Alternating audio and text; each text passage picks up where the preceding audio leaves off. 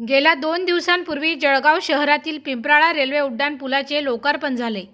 या ठिकाणच्या कोनशिलेची तोडफोड करण्यात आली असून कोनशिलेची तोडफोड करणाऱ्यांवर गुन्हे दाखल करण्याच्या मागणीसाठी राष्ट्रवादी काँग्रेस शरद पवार गटाच्या पदाधिकारी व कार्यकर्त्यांच्या वतीने जळगाव जिल्हाधिकारी कार्यालयात जोरदार घोषणाबाजी करत निदर्शने करण्यात आली।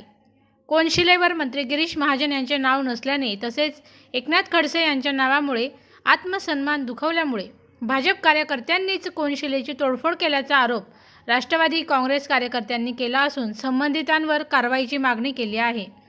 या रेल्वे उड्डाण पुलाला डॉक्टर बाबासाहेब आंबेडकर यांचे नाव द्यावे अशीही मागणी यावेळी कार्यकर्त्यांच्या वतीने करण्यात आली। मागण्यांचे निवेदन जिल्हाधिकारी यांना देण्यात आले आहे।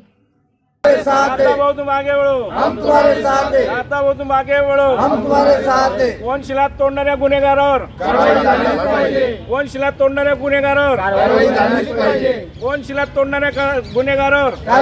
काय मागणी? आज आम्ही राष्ट्रवादी काँग्रेस पार्टीच्या वतीनं आम्ही जिल्हाधिकारी साहेबांना एक निवेदन दिलेले आहे की 2 दिवसापूर्वी जळगाव शहरातील रेल्वे उड्डाण पुलाचं उद्घाटन आपल्या केंद्रीय मंत्री नितीनजी गडकरी, महाराष्ट्राचे मुख्यमंत्री एकनाथजी शिंदे साहेबांच्या हस्ते उद्घाटन झालं। त्या उद्घाटनाच्या ठिकाणी ह्या जळगाव जिल्ह्याचे मंत्री पण उपस्थित होते आणि त्यांचं नाव नसल्यामुळे त्यांनी एक नाराजी पण व्यक्त केली आणि त्या कोनशिलावर महाराष्ट्राचे विधान परिषदेचे गटनेते आदरणीय एकनाथरावजी खडसे साहेबांचं नाव होतं।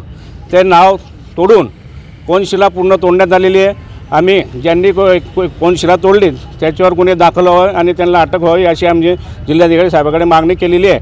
आणि आम्हाला अशी शंका आहे की भारतीय जनता पार्टीच्या नेते मंत्र्यांचे नाव त्या ठिकाणी नसल्यामुळे त्यांच्याच काही कार्यकर्त्यांनी ती कोनशिला तोडलेली आहे अशी आम्हाला शंका असल्यामुळे आम्ही जिल्हाधिकारी साहेबांना निवेदन दिलेलं आहे आणि त्या रेल्वे उड्डाण पुलाला डॉक्टर बाबासाहेब आंबेडकरांचं नाव देण्यात यावं अशी आम्ही मागणी करीत आहे।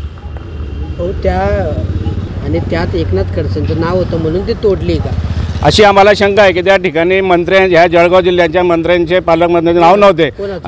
ते गुलाबराव पाटील आहे, ते गिरीश भाऊ महाजन आहे, यांनी तर स्पष्ट नाराजी पण व्यक्त केलेली आहे की बा आमचे नाव नसल्यामुळे याचा प्रोटोकॉल पाळला गेला नाही असं त्यांनी स्पष्ट त्यांच्या भाषणातून म्हटलेलं आहे। आणि तिच्यात एकनाथरावजी खडसे साहेबांचं नाव असल्यामुळे त्यांचे कुठेतरी आत्मसन्मान दुखावला गेल्यामुळे त्यांच्या काही कार्यकर्त्यांनी हे कोनशिला तोडलेली आहे।